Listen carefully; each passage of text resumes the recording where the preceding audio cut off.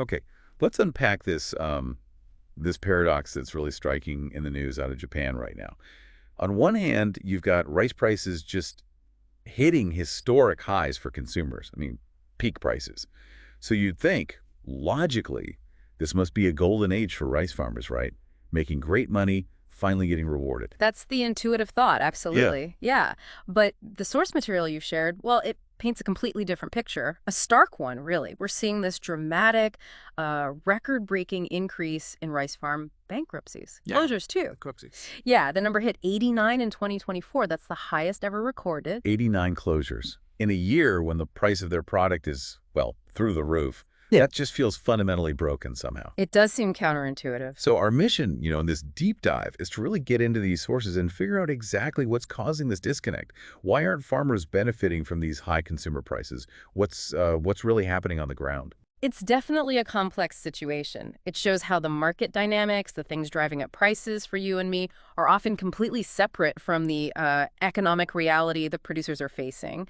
Let's maybe start by looking at what the sources say about why consumer prices are actually so high. Right. The numbers themselves just jump right out, don't they? Right. By May 2024, the average price for 5 kilograms of rice in Tokyo, it hit 4,214 yen.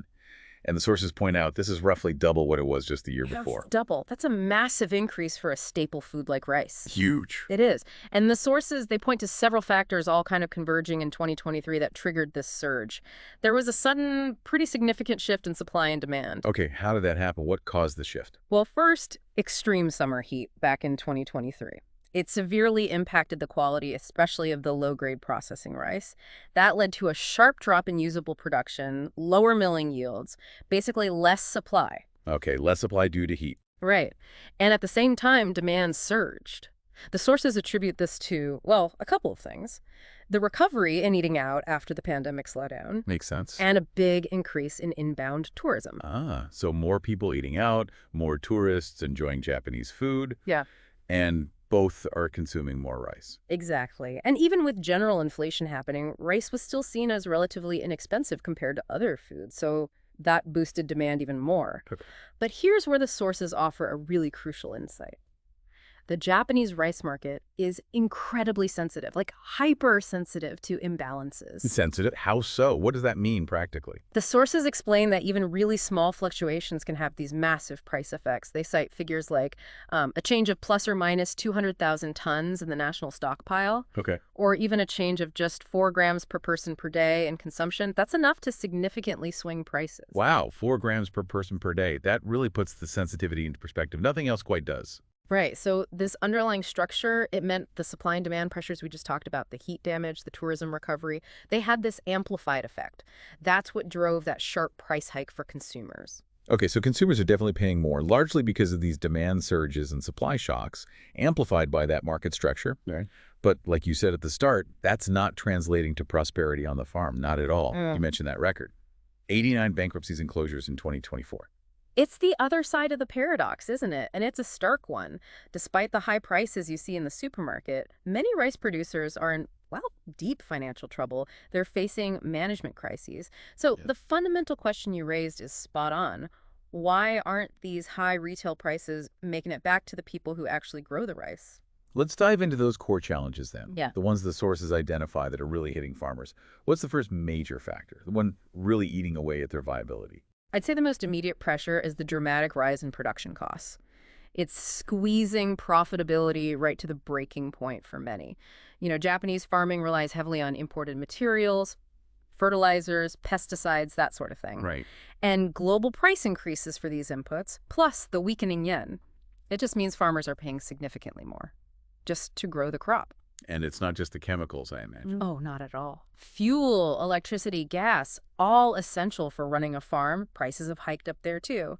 And critically, the price of agricultural machinery, that's soared since 2023. Machinery, like tractors and harvesters. Exactly.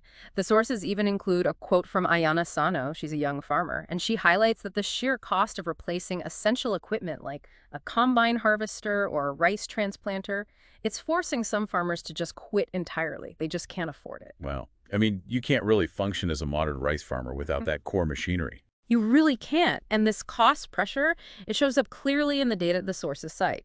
There was a Tikoku Databank survey. It found that 55.2% of rice farmers saw reduced profits or were operating right at the red line in fiscal 2023. Over half. Yeah, and a significant chunk, 25.8%, were actually facing a deficit, losing money. Over a quarter losing money outright. I mean, that's just unsustainable for many people. It really is, and it creates what the sources describe as a kind of vicious cycle. Without profits, farmers lack the capital, the money, to invest in next year's inputs, the seedlings, the fertilizer, necessary machinery maintenance, or, heaven forbid, upgrades. And this makes it incredibly difficult, sometimes impossible, to just keep the operation going for the next season. Okay, so production costs are way, way up. That's clear. Yeah. But if consumers are paying like twice as much, surely some of that extra money should be offsetting those costs. Yeah. Which brings us, I guess, to the distribution system. How does that play into what the farmer actually receives? Yeah, this is where the sources identify a really significant distortion in the chain. It often seems centered around the agricultural cooperatives, J.A. The money flow isn't direct, and it's certainly not fully transparent. Can the sources put a number on that? The gap between what the consumer pays and what the farmer gets? They do provide some really striking figures. The estimated nationwide payment to farmers for 5 kilograms of polished rice produced in 2024, it was around 1,528 yen. Okay, 1,528 yen to the farmer. Now compare that to the retail price you mentioned earlier, 4,214 yen for that same 5 kilograms. Okay, quick math. The difference is 2,686 yen. Wow. Yes, the huge difference, 2,686 yen. It covers all the steps after the farmer sells it.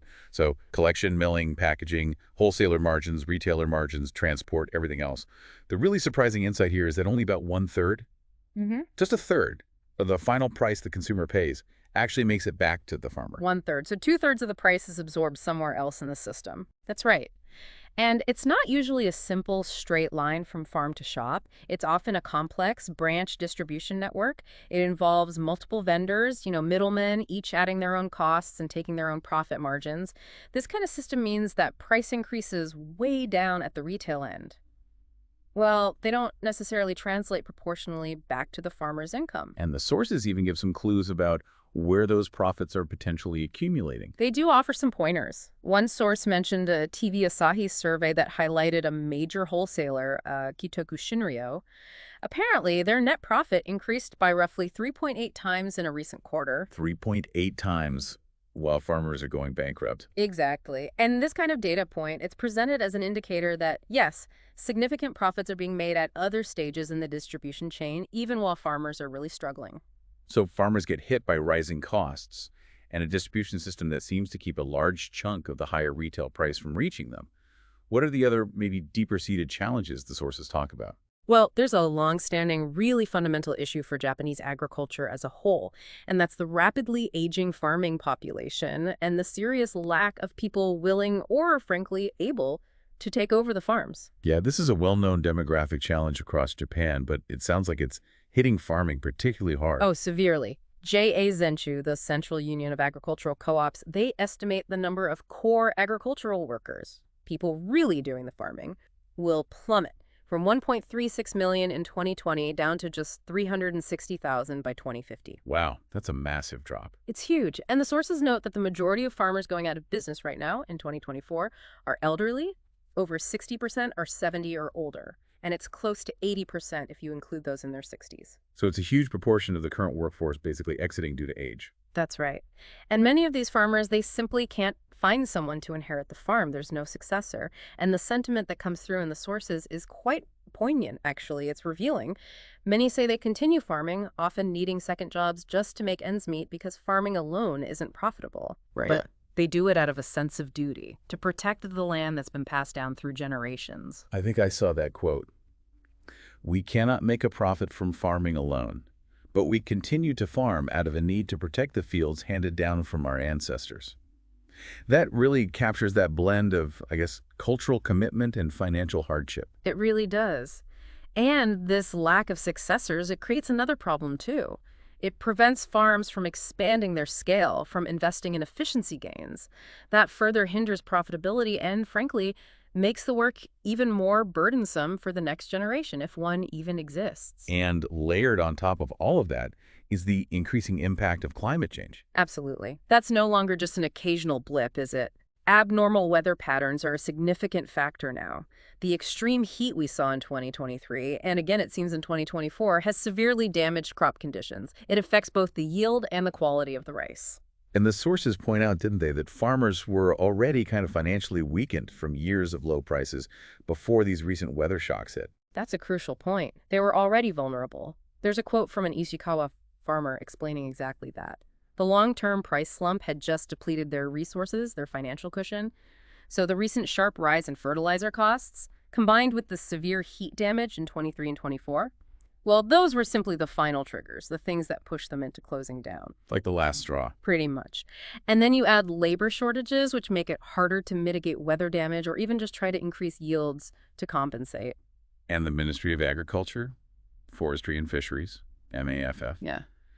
they're clearly concerned too, based on the sources. Oh, yes. They are definitely raising the alarm about these climate risks. They're stressing the urgent need for adaptation measures, things like changing production methods, developing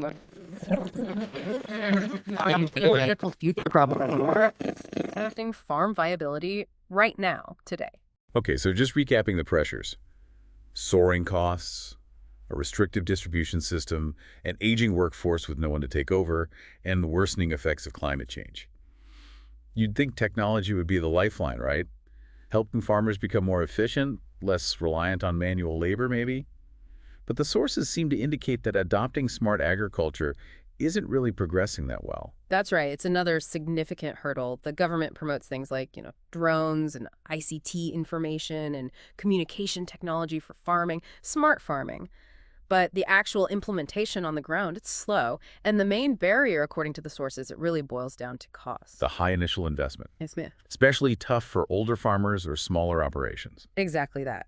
It's incredibly difficult for them to afford the significant upfront cost of modern machinery or these ICT systems, particularly when, as we said, machinery prices themselves are already rising dramatically.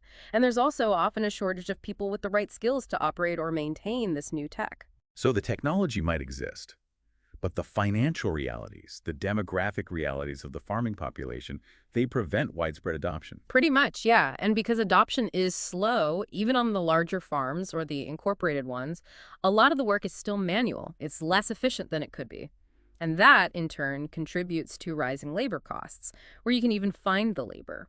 The sources really stress that more targeted support measures are needed, things like subsidies specifically for machinery and ICT adoption, better educational programs that's needed for technology to truly benefit the majority of farmers. It's really clear this isn't just one single problem, is it? It's like a whole stack of interlocking challenges. Huh. What about the broader context, like government policy and trade around all this? Well, the sources mention some policy responses to the high consumer prices, like the government releasing some stockpiled rice. But its impact seems to have been pretty limited so far. There's also discussion about potentially increasing imports. But didn't the sources clarify that point, that despite international trade agreements, Japan maintains quite strict import quotas specifically on rice? So imports haven't really significantly altered the domestic supply-demand balance or the price for consumers. That's correct. The quotas are tight. In fact, where trade has perhaps impacted farmers more directly is actually on the cost side. The weakening yen makes imported inputs like feed grains for livestock farmers who might also grow rice more expensive. But looking forward, the government has these, ambitious long-term goals. Which are? Two main ones mentioned. Increasing overall food self-sufficiency to 45% by 2030, and at the same time significantly boosting rice exports. They're aiming for an 8-fold increase by 2030. Wait, increase domestic production and export a lot more. While domestic farmers are going out of business, those sound almost contradictory. It definitely highlights the balancing act they're trying to perform. The measures aimed at increasing exports, they often focus on supporting larger-scale farms trying to drive down production costs, which could potentially benefit some producers. But the sources point out the huge challenge of aligning these export-focused strategies with the immediate needs right now. Stabilizing domestic consumption, tackling the widespread succession crisis, and ensuring the viability of the small to medium farms, which still make up the vast majority. It sounds incredibly tricky. Given this really complex picture, what steps do the sources suggest are actually necessary? What needs to happen to create a more sustainable future for Japanese rice farming? I think the consensus emerging from the material is that sustainable policies are needed. urgently needed, and crucially, policies that genuinely balance the interests of both the producers, the farmers, and the consumers. And what does that look like in practice? What kind of steps? Well, on the consumer side, maybe steps to ease price pressure could include that strategic release of stockpiled rice, perhaps exploring some controlled increases in imports, carefully managed. But critically for the farmers, the sources really emphasize a need for more robust and timely income support. That means better subsidies, maybe, and potentially larger and earlier estimated payments for their harvest. That would help enormously with cash flow during the growing season. Okay, income support. And what about tackling those core structural issues we talked about, like farmer numbers and farm management? Absolutely essential. That requires subsidies targeted specifically at helping farmers adopt technology and labor-saving measures. We Yeah. talked about the cost barrier there. It also means supporting consolidation of land, helping create larger, more efficient units where that's appropriate, and providing much more comprehensive support for young people who might actually want to enter the industry, making it a viable career path again. And that distribution chain, the bit where two-thirds of the price gets absorbed. Yeah, the sources are quite direct on this. They say there's an urgent need for a critical examination of the margins being taken by JA, by the wholesalers, by the retailers, all throughout that chain. The goal has to be ensuring that when consumer prices do rise, a fair and sufficient portion of that increase actually gets passed through to the farmer's income. Makes sense. And climate change adaptation. That's got to be central too.